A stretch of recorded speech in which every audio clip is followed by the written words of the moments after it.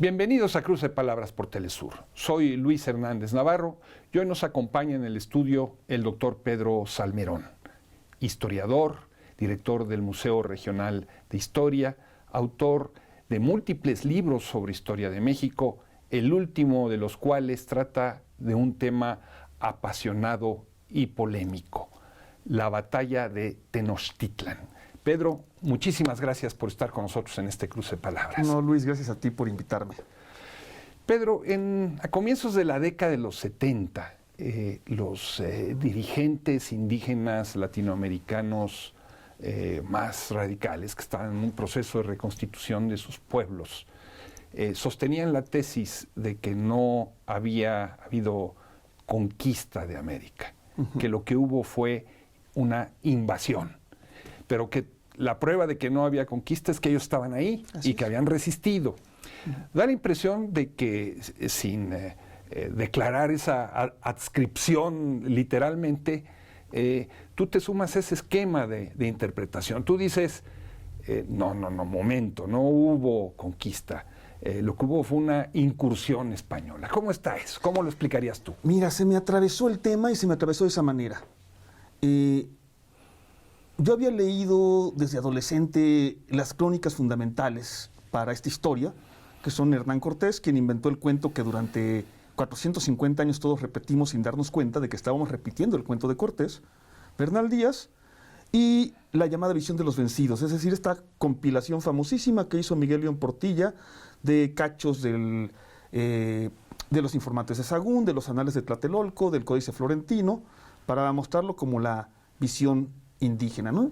Y me molestaba profundamente. Me molestaba profundamente lo que leía, no por la brutalidad de la conquista, que es indisimulable en cualquiera de estas crónicas, ¿no? Sino por la explicación. La explicación no me resultaba lógica ni convincente. Pero pues pasaron años. Pasaron años en los que yo me dediqué primero pues, a terminar la secundaria y la prepa y esas cosas, y luego a ser historiador profesional, a militar, ¿sí? Y como historiador profesional me dediqué al estudio de las guerras y encontré en otra guerra que estudié mucho que sin darnos cuenta los historiadores habíamos repetido el cuento de Álvaro Obregón para contar la derrota del villismo y el zapatismo. Que todos los historiadores, incluidos los villistas y zapatistas, lo que hacían era seguir el cuento de Obregón. ¿Sí? Entonces eso me ocurre como historiador. Siguiente episodio.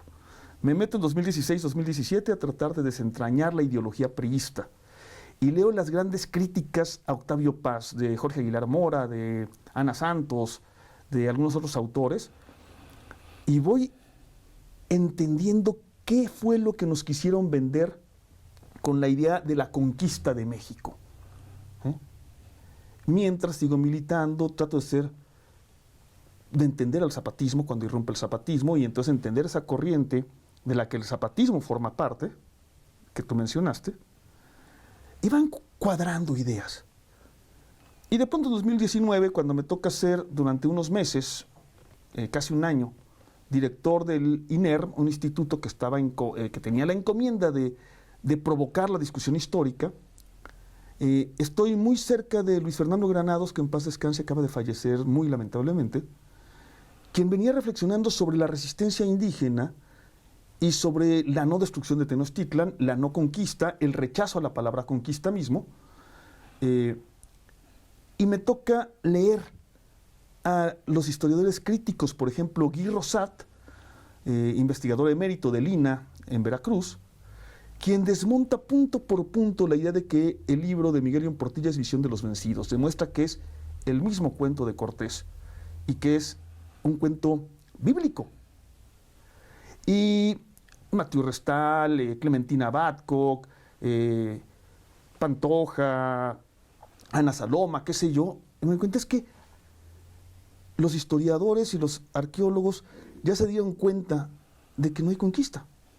Ya los mejores historiadores y arqueólogos, los más reflexivos, Federico Navarrete, digamos también, ¿no? Ya se dan cuenta que no hay tal conquista. Pero eso lo saben los dirigentes del movimiento indígena radical, y lo saben los historiadores que no se conocen, porque a Guy Rosat, el mejor libro de Guy Rosat vendió 1000 ejemplares. Los libros de Clementina Babcock venden 800 ejemplares. Entonces, lo sabemos nosotros.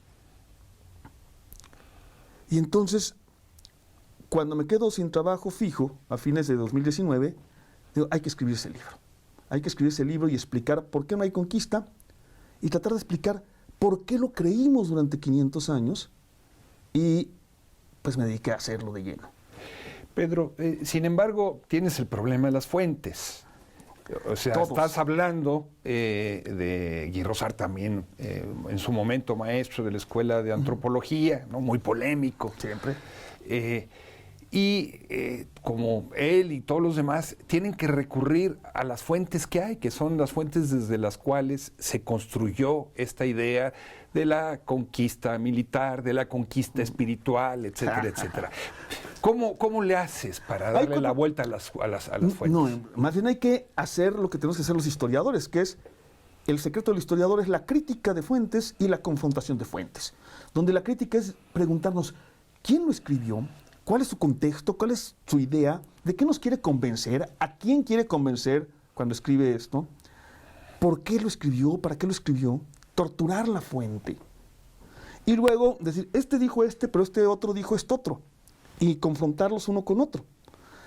Eso es lo que hace el historiador y eso es lo que hicieron ellos y lo que hice yo con las fuentes que hay, que son, digamos, 4 tipos de fuentes. Las más abundantes son los llamados cronistas de Indias, los más importantes de los cuales son Cortés y Bernal Díaz, es decir, aquellos españoles que escribieron sobre los eventos porque los vivieron o porque se los contaron directamente. ¿Sí? Segundo, las fuentes que ahora llamamos cuasi indígenas, Guy Rosart, que es más radical que yo, las llama pseudoindígenas, que son aquellos viejitos sobrevivientes que fueron interrogados por los frailes de San Francisco, particularmente Fray Bernardino de Sahagún, pero también Fray Jerónimo de Mendieta, Fray Toribio de Benavente, ¿sí? Y que contaron su versión y que luego encontramos que en realidad contaron lo que los hermanos de San Francisco querían escuchar, ¿no? Pero que están ahí, que son valiosísimas. Una tercera serie de fuentes son aquellos descendientes de la nobleza de la aristocracia indígena que escriben para reivindicar a sus antepasados, a sus pueblos particulares, 100 o 200 años después. Chimalpain, Tezosomoc, Muñoz Camargo, Ixtlilxóchitl sobre todo. Pero finalmente está la fuente arqueológica. La fuente arqueológica que nos muestra el armamento, la posibilidad de la ciudad, cómo se pudieron mover defensores y ofensores en esa guerra, y que también es una fuente muy rica. Pero no hay más fuentes que esas. Quizá la cuarta es la última que más nos ha ayudado a aclarar últimamente algunas cosas al confrontarla con lo anterior. ¿Qué hacemos? Preguntarle, Luis. Te voy a contar una historia de las que me encontré. Las fuentes principales, las 3 primeras, nos dicen que cuando llega Hernán Cortés a lo que hoy es Veracruz, ¿sí? O en Zempoala, difieren las fuentes si fue en lo que hoy es Veracruz o ya en Zempoala, llegan los enviados de Moctezuma a entrevistar a Cortés.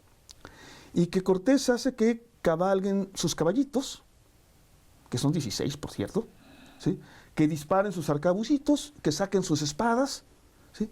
Y que estos enviados de Moctezuma se desmayan del susto o se quedan pasmados, o dicen, aquí va a pasar algo terrible, estos manejan una tecnología infinitamente superior. Y lo repite también el Códice Florentino y lo repiten los informantes de Sahagún, o sea, también la fuente cuasi indígena. Y ahí nace la idea de la inaudita superioridad tecnológica y de pensamiento de los españoles sobre estos primitivos indios. ¿Sí? Y todas las fuentes lo dicen y nos quedamos con esa idea. Bien, hay que preguntarle bien a la fuente. Y encontramos que cuando dice la fuente, llegan de la nada, aparecen como del aire, nadie sabía de ellos, la fuente está mintiendo. Desde 1502, y está perfectamente registrado, Américo Vespucio recorre las costas desde lo que hoy es Quintana Roo hasta la desembocadura del río Pánuco. Y tiene varios contactos con los pueblos mesoamericanos, es decir, principalmente con mayas y totonacos, que ven su arsenal, sus barquitos, ¿sí? Ya hay una generación previa de contacto directo entre españoles y mesoamericanos, porque contacto indirecto lo hay desde 1492-93, pero directo en 1502. En 1503 hay un naufragio, varios españoles se salvan y entran en contacto directo con los mayas, que por supuesto se dan cuenta que son tan humanos como el que más o como el que menos. Dos de ellos siguen vivos cuando llega Cortés. Jerónimo de Aguilar, que se incorporaría como traductor a las fuerzas de Cortés, y Gonzalo Guerrero, que se queda donde estaba y que moriría combatiendo a Francisco de Montejo en la mal llamada conquista de Yucatán, porque Yucatán tampoco se conquistó. Más de la mitad del territorio resistió, digamos que hasta la fecha. ¿Sí? Y finalmente, mucho más importante, en 1517 hay una primera expedición, la de Hernández de Córdoba, y en una pequeña ciudad-estado maya, en Champotón, les pone una paliza, con todos sus caballitos, que no eran 16, digamos que eran 4, pero ya están ahí los caballitos y los perritos, y las espaditas, que no eran de acero toledano, eran de acero del barato, ¿sí? Y sus arcabucitos, y los mayas de Champotón les ponen una paliza, y cuando digo paliza quiero decir exactamente eso. 9 de cada 10 de los españoles que desembarcan en Champotón son muertos o heridos, y tienen que regresarse. El propio capitán muere en el regreso. ¿Sí? Entonces no solo los conocen, ya los combatieron. Y en Centla explico, leyendo bien las fuentes, cómo la primera batalla de Cortés no es ninguna victoria militar, y cómo en términos militares los tlaxcaltecas derrotan a Cortés.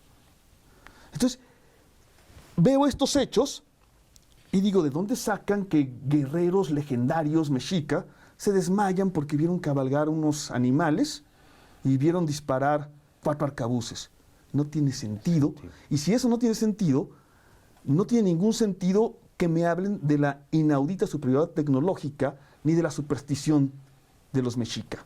Por ejemplo, te digo uno de tantos cuentos que encontré con las fuentes. Pueden ver en el libro que todo lo que digo está sustentado en esas fuentes, no me lo invento. Simplemente les preguntamos. ¿Te parece, Pedro, si vamos a una pequeña pausa? Muy bien, gracias. Amigos, amigas, no se vayan, volvemos en muy breves instantes.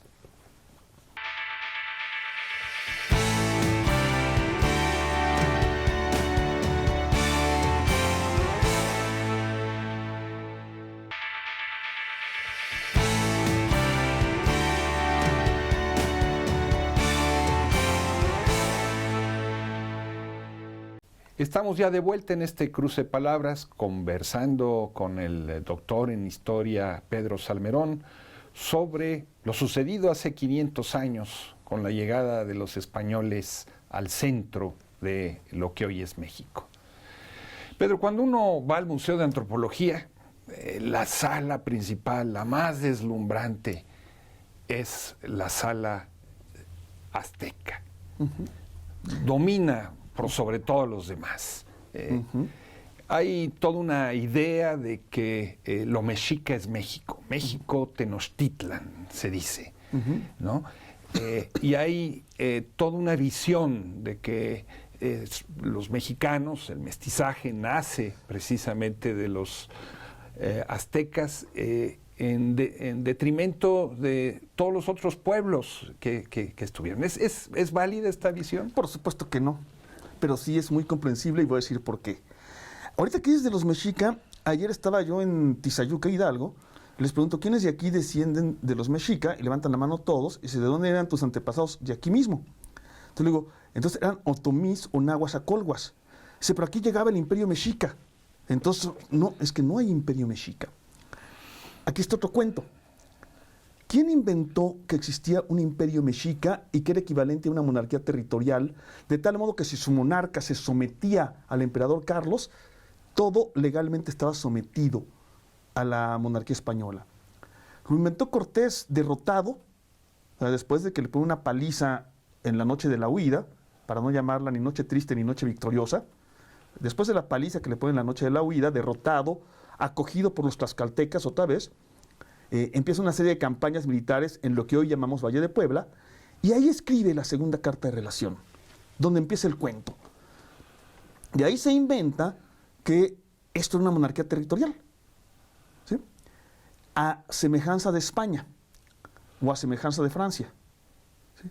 ¿Para qué? Para poderse inventar esta idea de que el sometimiento de Moctezuma, que por cierto nunca existió, ahí también demuestro en el libro por qué no hay ninguna posibilidad de que haya ocurrido eso que Cortés cuenta en la segunda carta de relación, y que todos repetimos, y desde ahí, no, que la cobardía de Moctezuma y no sé cuántas cosas. ¿Sí? Es falso. Pero sí había el pago de tributo. Entonces, y había un régimen despótico. ¿Qué hay? Hay un régimen despótico sobre un territorio que es quizá la cuarta parte o menos de la cuarta parte de lo que hoy es México, con un montón de manchas, de pequeños estados mixtecos que nunca se someten, los límites muy claros con Michoacán, que nunca se somete, con los huastecos, que tampoco se someten, y dentro del altiplano central, pues Tlaxcala y Huejotzingo, en guerra permanente contra México y Tenochtitlan.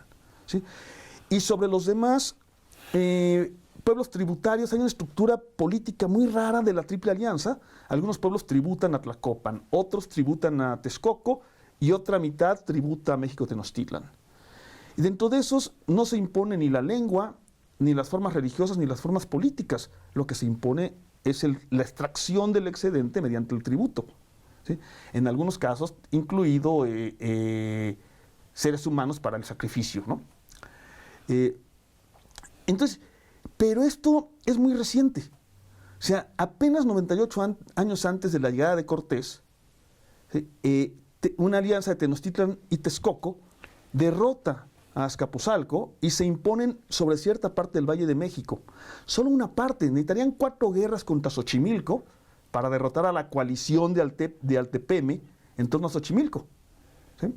La última de ellas, 50 años antes de que lleguen los españoles. Xochimilco, o sea, aquí, hoy para nosotros en la misma ciudad, pero digamos a tiro de piedra, a menos de una jornada a pie.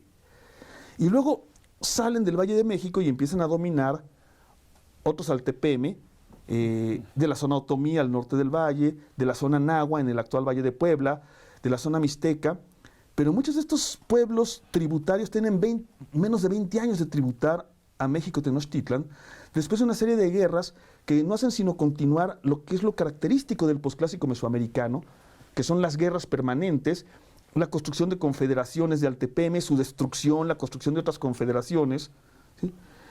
La crisis de unas, las rebeliones contra esos dominantes, y eso es lo que hay. Y Cortés hace trampa porque podríamos decir, es que eso está fuera del horizonte de Cortés, donde ya están los estados, ya están naciendo los estados, algo mucho más avanzado. ¿Por qué? Sí, pero para ese momento que llega Cortés, el Calpulli, lo que hoy sería la comunidad como tal, ¿no?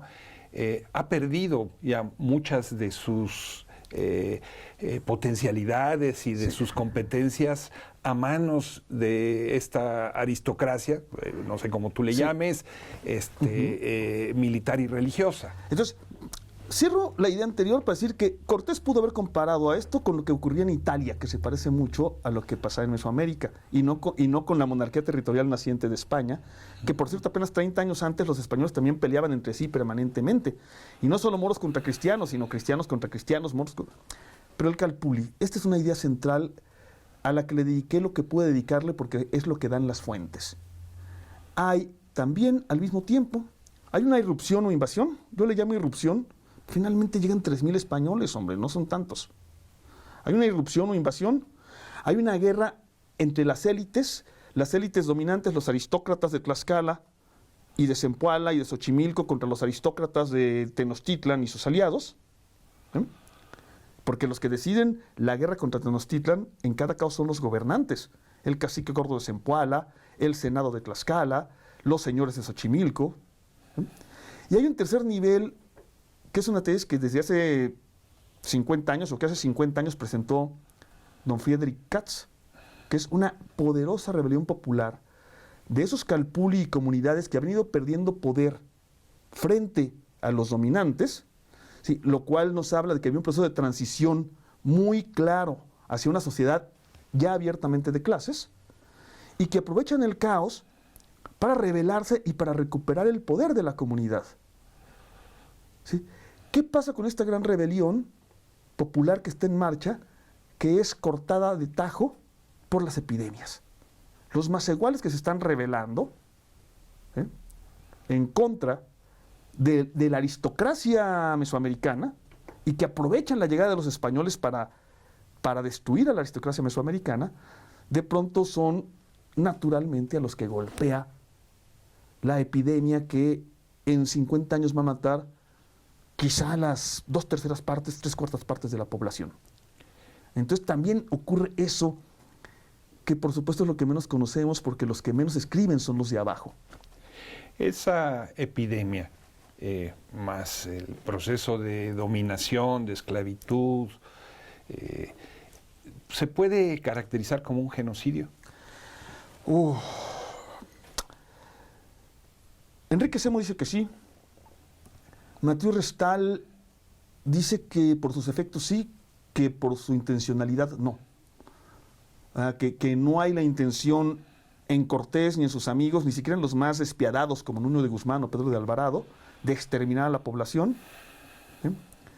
Pero hay eventos particulares donde pueblos que se rebelan son destruidos por completo y todos los supervivientes son esclavizados. No liquidados, pero sí esclavizados. Entonces, yo concuerdo un poco con Restal.